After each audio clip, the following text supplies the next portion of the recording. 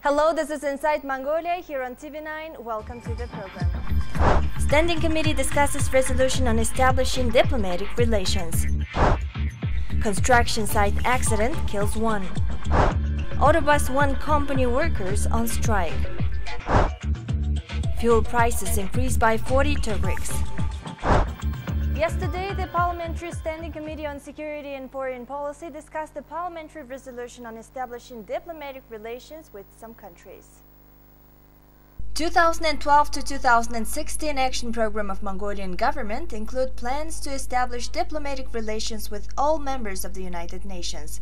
The issue to establish diplomatic relations with 45 countries that have no diplomatic ties with Mongolia was already addressed to the permanent representative to the UN. As of today, Mongolia has established diplomatic relations with 15 countries out of 45 nations that received the proposal from Mongolia.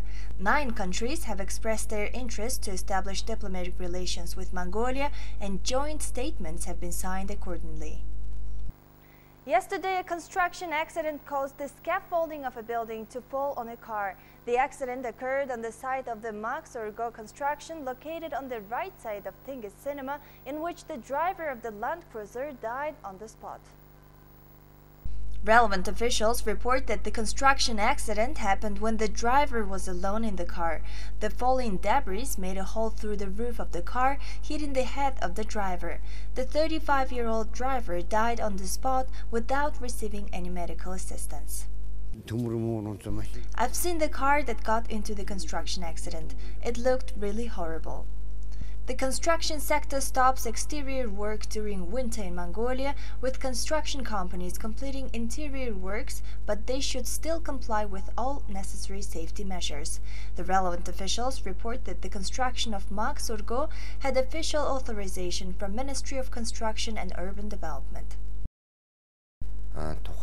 Currently, we are working to find out the reason caused the accident.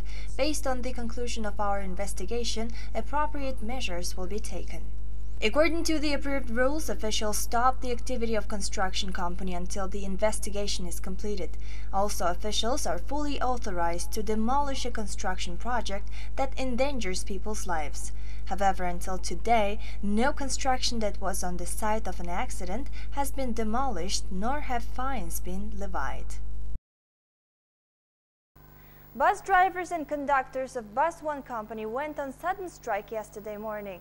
The workers demanded non-discrimination over wages and working conditions from their offices. Due to the strike at the Bus One company, the capital city governor and Ulaanbaatar Mayor Batul and officials from the public transport office are under negotiation with the Bus One company authorities. Employees on strike state that they will not get back to work until the issues are solved. We've decided to take actions against unfair and illegal activities of our administration. We oppose the company taking deductions from our salary for fuel surcharges. We spend a lot of time on the road in the traffic jam. Sometimes we spend 3 hours and 40 minutes for the routes that take only 1 hour and 30 minutes. The administration never understands the real situation. Instead, they deduct the lost hours from the salary. But the administration of Autobus One company has different view on the issue. They state that since the appointment of the new administration, the workers' wage was increased by 20%, reaching 800,000 tubriks per month. Every time when workers go on strike, they address the issue of changing the administration. But on the other hand, we've never fired anyone who opposed the administration and went on strike. The employees of the company were also on strike a year ago.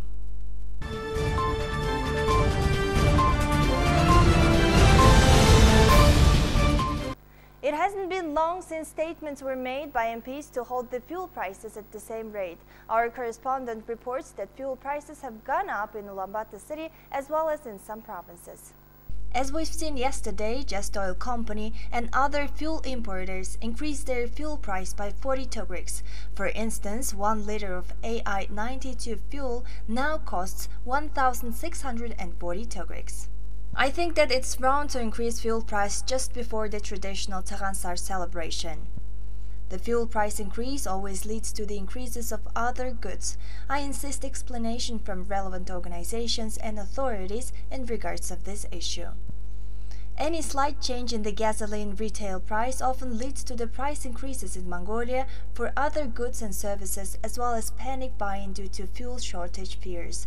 In the absence of natural gas and inadequate electrical grid, many rural communities are still dependent on diesel power generators. In addition, the country is experiencing increased consumption of fuel due to the mining sector, agriculture, freight forwarding companies, as well as growing number of private vehicle owners. Officials revealed illegal use of vehicle license plates as they found one license plate being used on different cars by 7 to 9 people. According to the traffic law of Mongolia, one vehicle license plate can be owned by only one person. According to the traffic police of Ulaanbaatar, after the installation of traffic cameras and speedometers in the heavily trafficked areas of the capital, hundreds of drivers have been fined via use of their home address for speeding and red light crossing violations. Unfortunately, drivers complain that they received the fines in such cases when they didn't drive that exact date or didn't travel through that road. Of course, it's illegal. One vehicle license plate is permitted to be owned by one person only. As we've found out, one vehicle license plate is being used at least by 2 and further by 9 people. Specialists advise drivers who have complaints associated with their fines to contact relevant organizations and clear the charge. At present, relevant officials are taking registrations of the illegal vehicle license plates and addressing the issue to the ministry.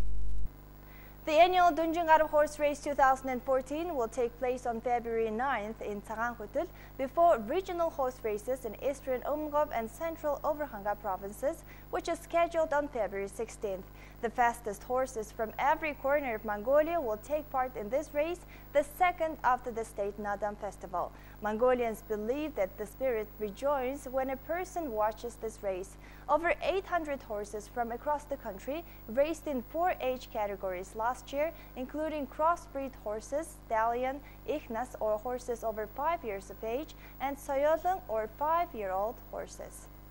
That's all for this edition of Inside Mongolia. See you next time.